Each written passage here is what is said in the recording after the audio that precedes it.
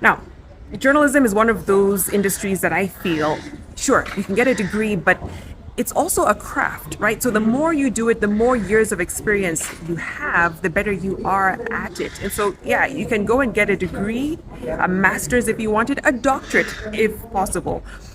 But I think the simplest and probably the most economic way of doing it is looking for trainings, looking for fellowships, especially if you are a young reporter. They say diamonds are formed under pressure. If that is true, then Victoria Rubadiri is one of the finest gems ever produced, not just in Kenya but across Africa.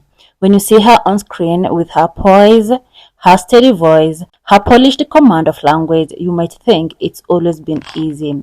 But behind that calm demeanor is a woman who fought silent battles, rebuilt her life more than once, and stood tall with her truth even when the world tried to break her. This is not just the biography of a journalist, it's the journey of a mother, a dreamer, a warrior in health, and one of the most respected names in African media today. All right, so when I think back on my career and essentially what I did to grow myself as a woman, I would say two things: trainings and fellowships. So those are two key things that you can do without spending a penny. Right? So there's foundations, there's organizations that are out there looking for young journalists to capacity build, to train, to give them the confidence and the boost that they need to grow their careers. Victoria Rubadiri was born on January 28, 1987 in Nairobi, Kenya. Her heritage is as diverse as her voice is soothing. Kenyan by nationality but with deep Malawian roots. Her grandfather, the late David Rubadiri, was one of Africa's foremost poets and diplomats. So in a way, words were always in her blood.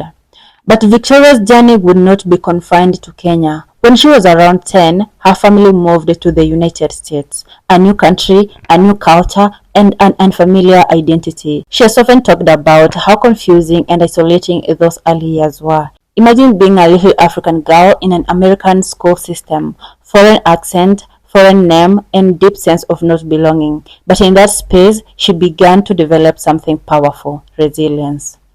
At 18, Victoria's life changed drastically. She found herself pregnant, alone, scared, and far away from the safety net of her extended family.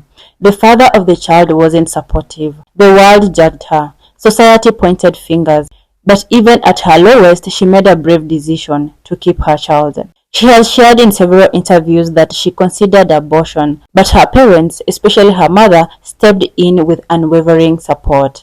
That child, Neema, became her greatest motivator. In many ways, Neema is the reason Victoria became who she is today.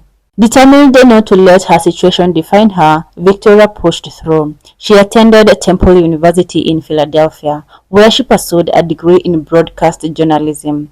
Between classes and part-time jobs, she was also a mom, a balancing act that most of us can only imagine. Her first taste of media came in the US, where she worked bravely at a local NBC affiliate station. But Kenya called her back. In 2010, she returned to Kenya, Nairobi, and her journey in local journalism began. She started at Capital FM before transitioning to NTV. It was at NTV that Kenyans began to see Victoria Rubadiri we know today: intelligent, calm, composed, and deeply passionate about telling real stories. Habari ya jioni, naitwa Victoria Rubadiri. Nice. Leo tunazungumza juu ya hii mambo ya coronavirus. Imeogopesha watu wengi sana. Tunaongea juu ya corona. Corona imefanya nini? Corona imechapa watu. Wangapi? Wengi sana. Wangapi wamekufa Victoria? Hapa karibu 3,000. Duniani? Karibu 3,000 duniani. Now you can't talk about Victoria without mentioning the curiosity around her personal life. For years, the public speculated about a relationship between her and fellow journalist Larry Madowo. The two had incredible on-screen chemistry, and most people wanted it to be more. But true to form, Victoria never entertained the ghost. She stayed focused. She didn't allow the media carcass to define her narrative. In 2018, she joined Citizen TV and co-anchored Sunday Live with Jeff Koinange. This was a turning point. She didn't just read the news, she owned it. Her storytelling ability, her grace on screen, and her ability to connect with the ordinary Kenyan made her a household name. Her stories were not just about politics or policies. They were about people, about mothers struggling to raise kids, about youth looking for jobs, about real lives, and that is what made her different. In 2020, Victoria made history by winning the prestigious BBC Komla Duma Award. She became the first Kenyan woman to do so. It was a moment of pride, not just for her, but for the entire country. She spent 3 months in London, training with the BBC Academy and reporting from the heart of global journalism. It was confirmation that her voice was not just Kenyan, it was African and it was global. After years of service at Citizen TV, Victoria quietly transitioned to CNN in 2024. She now works as a correspondent covering African business and innovation stories. She travels across the continent, meeting dreamers, entrepreneurs, and change makers, and telling their stories to the world. Welcome to the Connecting Africa family. Thanks so much, Eleni. So excited to join the team. Yeah, we're very much looking forward to some of the work that you're going to be doing. I want to talk about these refrigerated wagons, which are going to help, move fresh produce from one side of the country to the other. What does this mean for Kenya? No, it's a huge game changer, Eleni. There's been such a need to efficiently transport perishable goods from the port of Mombasa to other parts of Kenya and the region as well. Remember, horticulture is such a huge... In an industry dominated by noise, she remains a calm, steady voice, one that brings deep context and empathy to every story. Off the screen, Victoria is deeply spiritual. She often shares about her faith in God and how it has anchored her through life's storms. She is also a dedicated mother. Her daughter Neema, now a teenager, remains her best friend and biggest cheerleader.